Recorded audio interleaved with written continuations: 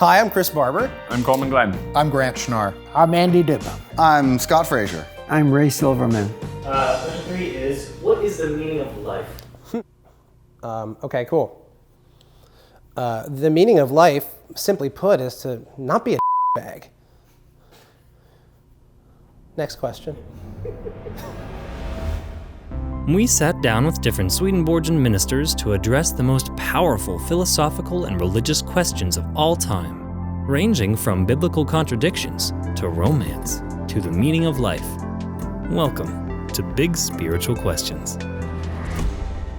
In this episode, we explore the meaning of life. What is the meaning of life? That's a great question as well. I hate the question. I just hate the question, what is the meaning of life? It implies that we can find one purpose. And at the same time, we kind of can, I think. A lot of people wonder why we are here. And one of the traditional Christian answers to that is that God created us so that we can worship Him.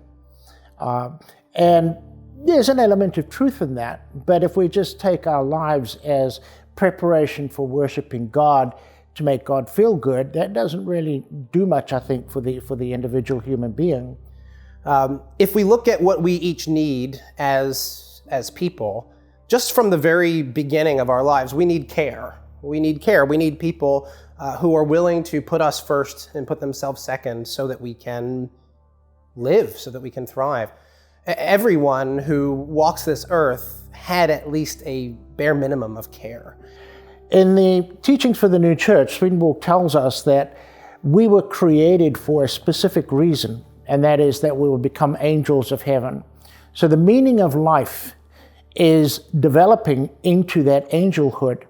And so when I think about what is the meaning of life, I do tend to think that it's learning to put others first in a way that brings us closer together as one. And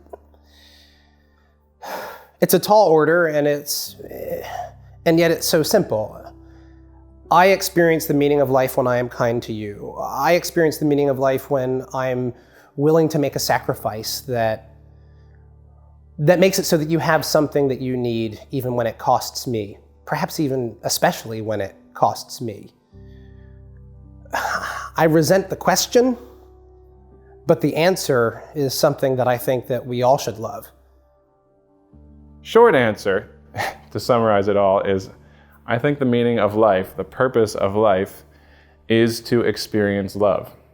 It's to experience love in ourselves, which is experiencing God. We experience God's love when we look outward and see other people and want to share love with them. And the joy we have from sharing love is the joy of God and is the purpose of life.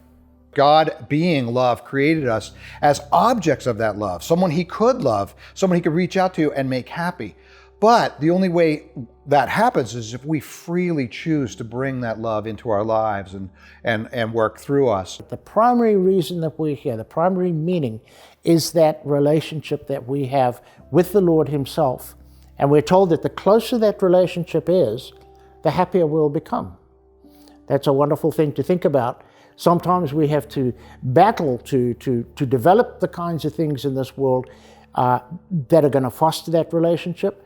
But if we persevere and work at it, we will eventually become receptive of the Lord's presence. We will grow closer to Him, we'll become happier, we'll become wiser, and our lives will be more fulfilled. So, what is the meaning of life? I guess in the most, the deepest sense, the meaning of life is love. And I know that sounds so cheesy in some ways, but it's true. I mean, God in essence, is pure love, life, love itself, energy that just flows forth. And that love is what gives us life. And that love is what God wants us to accept and to have flowing through us to other people.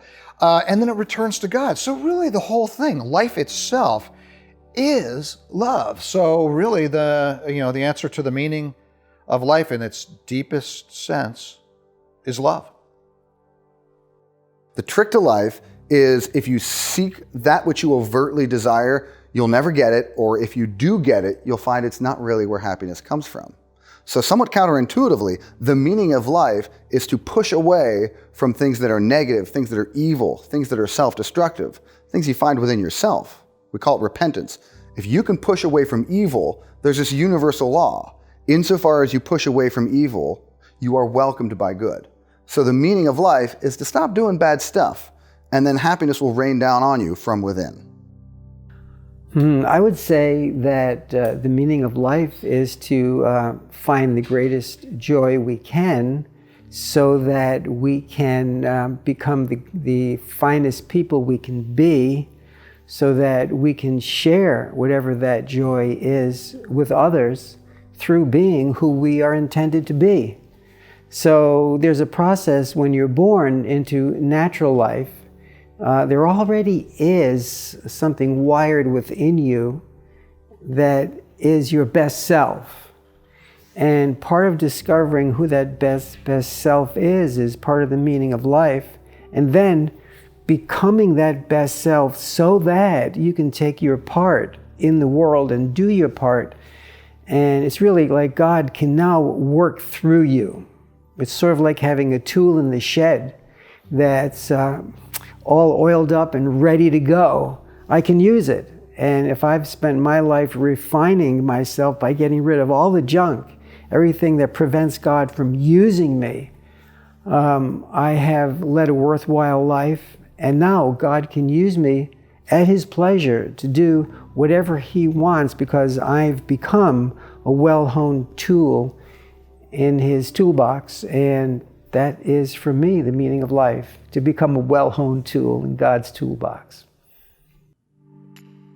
The recipe for the meaning of life is to push away from evil, put others ahead of ourselves, and unlock our best self to become a tool in God's toolbox. Or, to keep it simple, be happy, love others. Of course, these are our beliefs, but we'd love to hear your thoughts. So, leave a comment below and we can learn from each other. If you'd like to learn more about our church, check out our website at newchurch.org. And if you're interested in talking with other people about spiritual topics like this, consider heading to grandhumanproject.org and finding a group that seems right for you. Thanks again for watching, and stay well.